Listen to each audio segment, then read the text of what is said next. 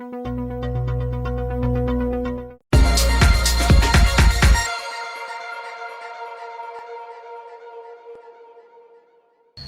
आदाब। News click के daily roundup में आपका स्वागत है। आइए नजर डालते हैं आज की सुर्खियों पर। उत्तर प्रदेश, बाराबंकी में प्रशासन ने दशकों पुरानी मस्जिद गिराई। दिल्ली उच्च न्यायालय ने दिशा रवि की याचिका पर जवाब दाखिल नहीं करने के लिए केंद्र को लगाई फटकार। Corona update. देश में 24 घंटों में 2,67,334 नए मामले। आज फिर से रिकॉर्ड 4,529 मरीजों की मौत। और आखिर में ब्लैक फंगस पंजाब और हरियाणा के लिए एक नई चुनौती। उत्तर प्रदेश के राम स्नेही घाट पर दशकों से मौजूद एक मस्जिद पर बुलडोजर चला दिया गया। द गार्जियन की एक रिपोर्ट के अनुसार मस्जिद को तोड़े जाने से हाईकोर्ट के आदेश का उल्लंघन हुआ है। उत्तर प्रदेश में यह कार्रवाई 1992 में हिंदू राष्ट्रवादी दंगाइयों की भीड़ द्वारा बाबरी मस्जिद विध्वंस के बाद सबसे बड़ी कार्रवाइयों में से एक है। उत्तर प्रदेश पहले से ही सांप्रदायिक रूप से एक संवेदनशील राज्य भी रहा है। मस्जिद समिति के दस्तावेजों के अनुसार यह जगह कम से कम 6 दशक या शायद इससे भी ज़्यादा पुरानी है। रिपोर्ट्स के अनुसार सोमवार को पुलिस ने इलाके को खाली कराया और उसके बाद बुलडोज़र लाकर मस्जिद को ध्वस्त कर दिया। ये बताया गया है कि मलबे को तब एक नदी में फेंक दिया गया था, जिससे इस पूरी घटना का कोई सबूत ना मिल पाए। रिपोर्ट में कहा गया है कि सुरक्षा बलों को अभी भी लोगों को मस्जिद के 1 मील के भीतर आने से रोकने के लिए क्षेत्र में तैनात किया गया है। स्थानीय इमाम मौलाना अब्दुल मुस्तफ़ा, जो मस्जिद समिति के सदस्य भी हैं, कहते हैं कि मस्जिद सैकड़ों साल पुरानी थी। ये कहते हुए कि हज़ारों लोग यहाँ दिन में 5 बार नमाज अदा करने के लिए आते थे।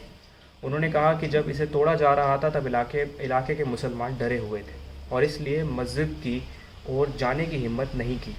विरोध करना तो दूर की बात है।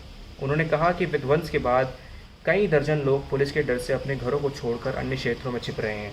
हालांकि जिलाधिकारी आदर्श सिंह ने कहा कि मैं किसी मस्जिद के बारे में नहीं जानता, मुझे पता है कि वहाँ एक अवैध ढांचा था।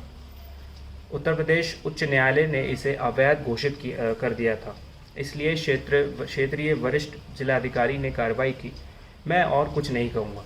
ये घटना, जिसका दीर्घकालिक नकारात्मक प्रभाव हो सकता है, कोविड-19 महामारी के बीच सामने आती है, जिसकी वजह से इस समय न सिर्फ उत्तर प्रदेश बल्कि पूरा देश जूझ रहा है।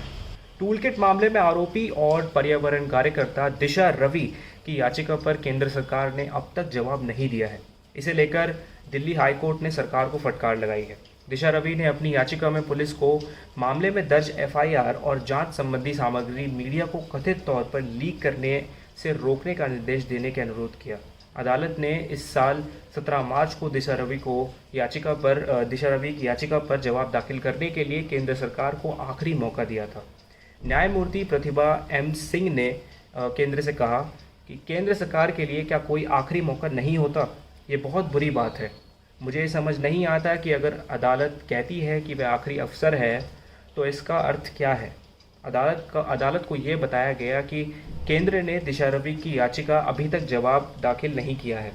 इसके बाद अदालत ने यह टिप्पणी की। अदालत जवाब दाखिल नहीं करने के कारण केंद्र पर जुर्माना लगाना चाहती थी, लेकिन केंद्र सरकार के स्थायी वकील अजय दिगपॉल ने ये पीठ को बताया कि कोविड-19 के कारण अधिकारी कार्यालय नहीं आ रहे हैं, इसलिए जवाब दाखिल नहीं किया जा सका।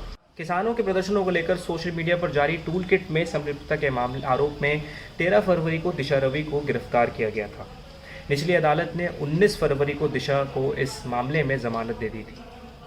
केंद्र स्वास्थ्य मंत्रालय द्वारा आज बुधवार यानी 19 मई को जारी आंकड़ों के अनुसार पिछले 24 घंटों में देश में कोरोना के 2,67,334 नए मामले दर्ज किए गए हैं। इसके अलावा कोरोना से आज दूसरे दिन भी रिकॉर्ड 4,529 मरीजों की मौत हुई है। इसमें सबसे ज़्यादा यानी 1,291 मरीजों की मौत महाराष्ट्र में हुई है और कर्नाटक में भी 24 घंटों में 525 मरीजों ने अपनी जान गंवाई। हालांकि इसी बीच देश में कोरोना से पीड़ित 3,89,851 मरीजों को ठीक किया गया है और एक्टिव मामलों में 1,02,046 मामले कम हुए हैं। देश में कोरोना के मामलों की संख्या बढ़कर 2,54,96,330 हो गई है, जिनमें से अब तक 2,83,248 लोग अपनी जान गंवा चुके हैं।